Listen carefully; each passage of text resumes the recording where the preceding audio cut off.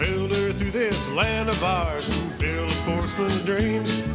Enjoy what nature holds for us, her bounty never ends. Getting back to basics with the practical sportsman. It's always an adventure, no matter where we go. From a favorite hunting spot to the hottest fishing hole. Outdoor life we all can share with family and friends.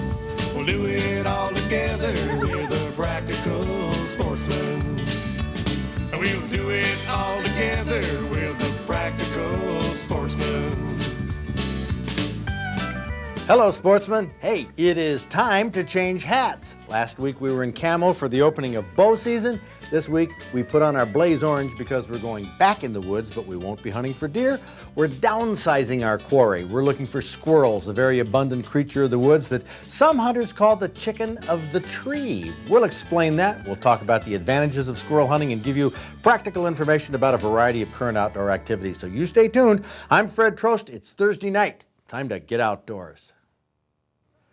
In southern Michigan, a lot of the hunting that we do and we talk about doing and dream about doing is hunting in the fields, like pheasant hunting, rabbit hunting. These are upland game of the fields, but there's other game that lives in or near the woods. Now, deer are a species that oftentimes we see out in the fields, and we hunt though along the edges of woods. Well, like this woods right here, we're coming upon a scrape. This right here is a scrape of a buck. Been pawing the grass up right here, exposing the bare ground, and these branches above here are what's known as licking branches. Somewhere it's probably this branch right here, although this is broken off over here. So they lick these, they brush with their head and their nose.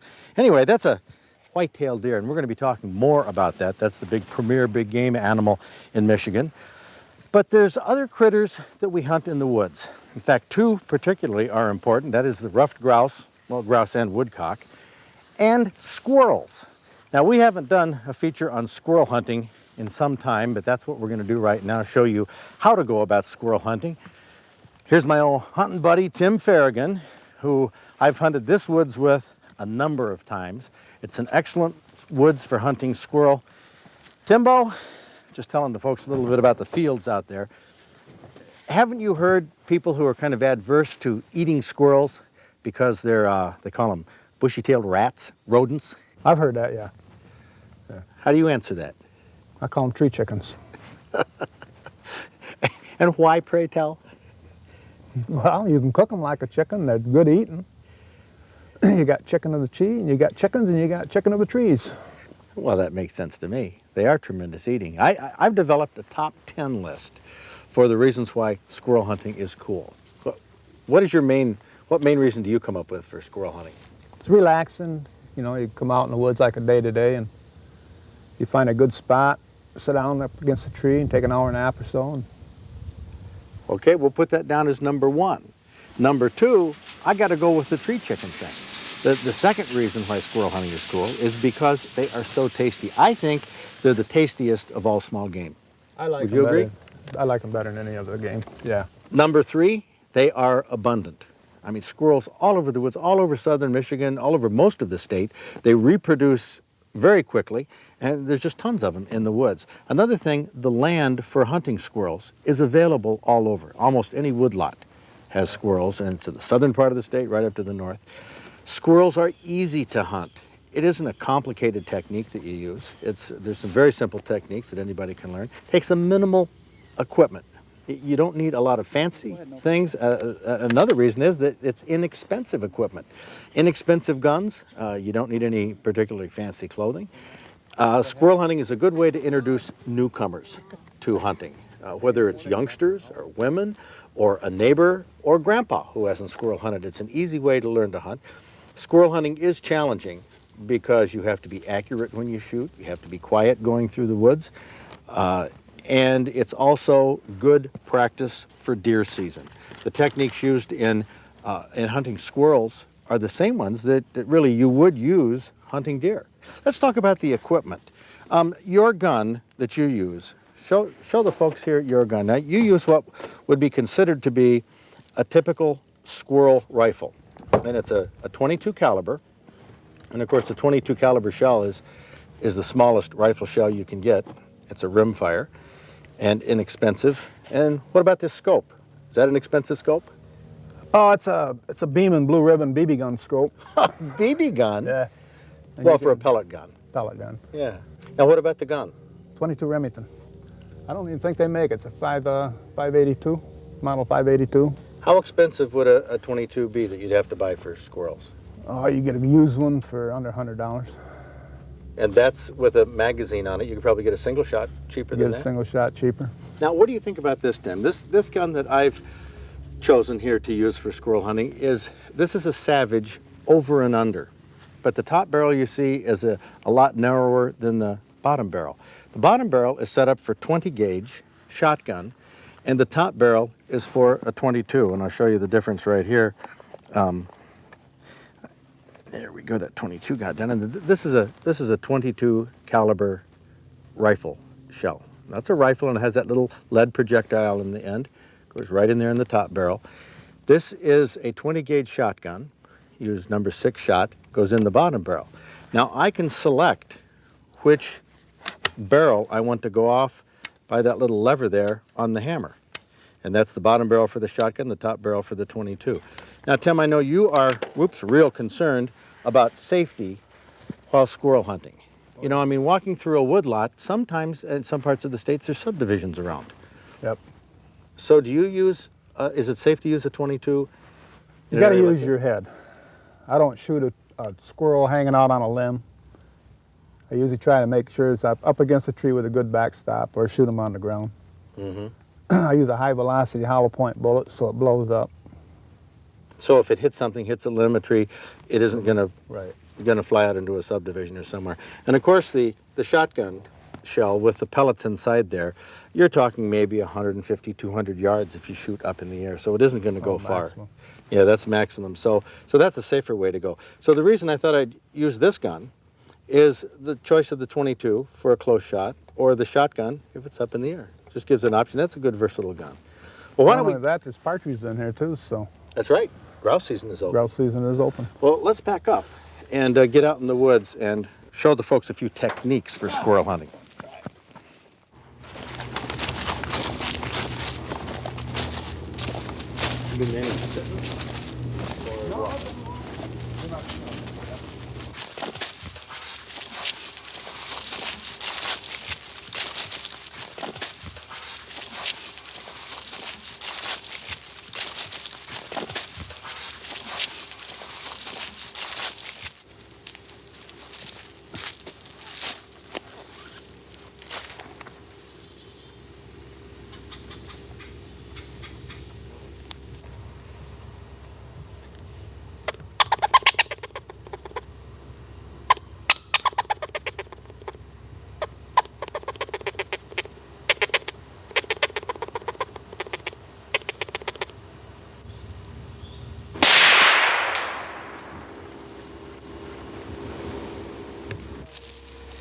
You've heard why Tim and I enjoy squirrel hunting, and you've seen what it involves. A minimum of equipment, walking slowly through the woods on a comfortable autumn day. Squirrel hunting is one of my favorite types of hunting. It's highly underrated, but it's widely available. Oh, did I mention to you that you don't have to walk when you hunt squirrels? Oh, no. Squirrel hunting can be one laid-back activity.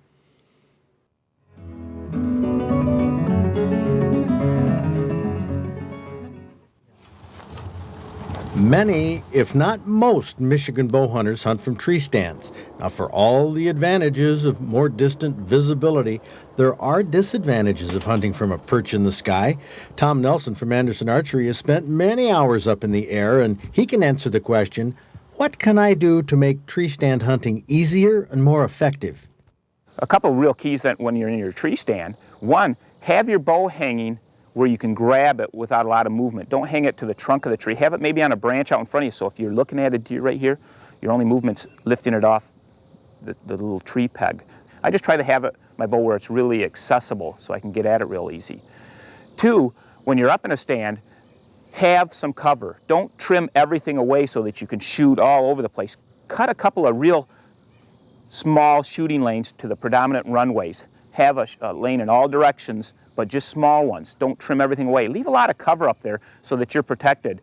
When I say protected, protected from their eyes so that they're not going to spot you up there. That gives you a little more freedom of movement and things, but have a few branches around you so you've got some cover when you're up in a tree. There's a nice one. As the seasons change, sometimes fishing tactics have to change as well. In the spring and summer, many anglers use small minnows hooked on leadhead jigs to catch walleye. Some of these anglers have asked Professor Finns, will jigging minnows work for walleye in October and November? Yes, the jigging minnow is still productive in the fall. My only suggestion would be to, as the water gets cooler, move into shallower water because the fish are actually coming up shallower. One other thing you might consider when you get up to the middle of October is fishing more around the river mouths than you normally would in the summertime. Would it be over here? Could we walk by it or not? When you choose a hunting dog for a particular type of hunting, there are a number of breeds that can do the job. But in some areas of the country, there are certain breeds that are overwhelming favorites for certain types of game. In Michigan, one might wonder, why do most duck hunters choose Labrador Retrievers? Well, hunting dog trainer Mark Raymond has the answer. Well, the Lab is an excellent retrieving dog. It's the most popular retriever out there. And I don't think that's just in Michigan, but in a lot of the other northern states because of their coat. It's an excellent coat for late weather duck hunting, goose hunting. These dogs can go out, they can take the cold. The other breeds, there's a lot of them that are versatile dogs that will retrieve ducks and geese for you in the water. But when you start getting ice crystals forming on the edge of that water, it's a good time to pull those dogs out and get your Lab. So even there are some people that have other breeds that they use for retrieving as well as their Lab, but when it gets that cold, the short-haired dog goes home, the Lab continues to hunt. That's why you see so many Labs out there, because they can take the cold. They're an excellent retrieving dog, strong drive and desire. Good boy, here. Let's go back again to the Blaze Orange rules on page 13 of the Michigan Hunting and Trapping Guide. It says that during small game and firearm deer season, a hunter must wear a hunter orange garment that is visible from all sides. Now, some states require a minimum number of square inches of blaze orange on a garment, which causes Michigan hunters to ask, what's the minimum amount of blaze orange fabric I can wear to comply with Michigan's law? For the answer, we'll go to attorney Sal Ghani. I've looked at the law and I'm not aware of any minimum amount. It says that you must wear a vest, a hat, a cap, or a jacket, something in bright orange, hunter orange. Now, something like this, for example, a hat. This is quite small. That's minimum. You could even wear a camouflage hat. But the item that you wear, if it's camouflaged, must be at least 50% of the hunter orange or more. One of the responsibilities of hunting is preparing the game we shoot for the table. New hunters often ask, what's the best way to skin a squirrel?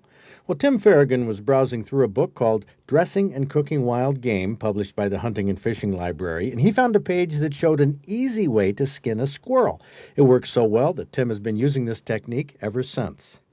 It's a fairly simple procedure. You just cut across the base of the tail and peel the hide right off. Okay, cut down. Now, why are you doing that? Well, you got to get through this little bone right here.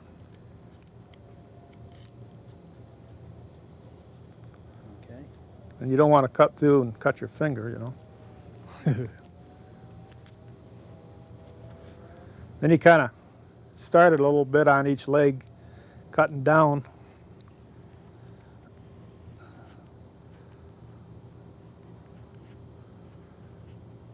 You get her started like that, put it on the ground, step right on its tail, and then peel right straight back. That just peels it right on around. Reach down here, free them legs.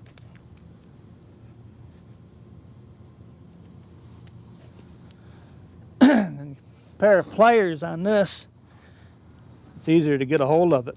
All you got to do is get it started, get a hold of it, peel it up. Oh, yeah. Then grab the shears, cut through the legs, right at the joint, cut the head off. Go up to the hind legs, peel one, peel the other one. That's all there is to it. And there's your squirrel. Once the squirrel is dressed, washed off, and cut into pieces, it's time to cook it.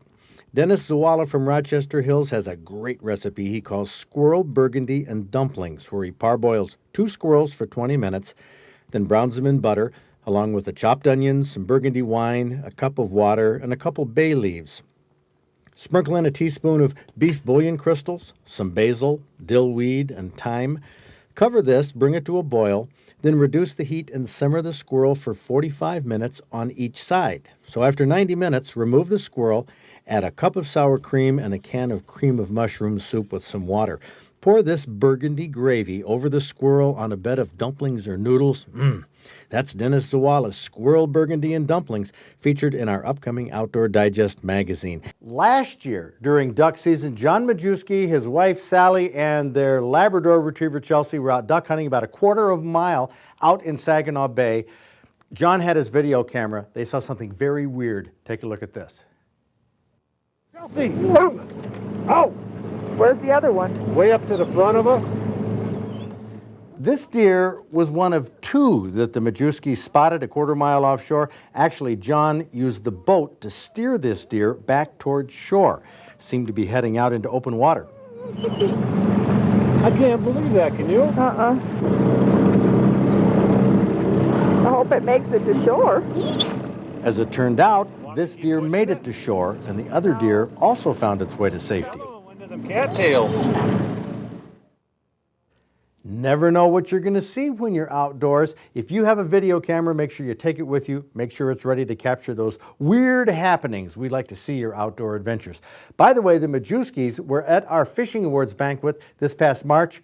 They won a trip, a fishing trip up to Scott's Superior Inn up in Ontonagon. They said they slayed the fish. They have a video of it. It's great. We're going to show you that later. Got up Thursday morning. It was raining hard when we got up. Decided I'd come all the way up here. I'm going to go hunt. Got out there. It was after daylight when I got out there.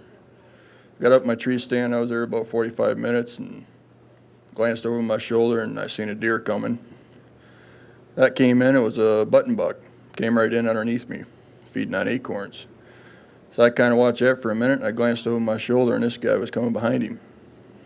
I seen him probably about 40 yards out. And he was coming in and he turned. He was going to cross broadside behind me. So I got myself turned around, came to full draw, and he got about a step away from being in the open, about 25 yards, and he stopped right there and he turned around and went right back in the brush. I followed him out through the brush at full draw, and there just wasn't any openings out there, and he just disappeared for 2-3 minutes. So I let the bow down. The whole time I got this button buck right underneath me. So I'm watching him a little bit, and I look back up, and this guy's coming back across. He came right to the exact same spot he stopped before. And I was at full draw, and that time he turned and walked right broadside, coming right alongside me. Wow. I shot him at about 12 yards. He didn't even know he was hit.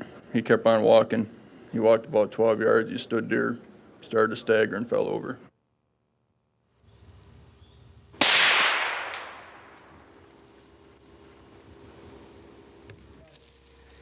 You've heard why Tim and I enjoy squirrel hunting, and you've seen what it involves. A minimum of equipment, walking slowly through the woods on a comfortable autumn day. Squirrel hunting is one of my favorite types of hunting. It's highly underrated, but it's widely available. Oh, did I mention to you that you don't have to walk when you hunt squirrels? Oh, no. Squirrel hunting can be one laid-back activity.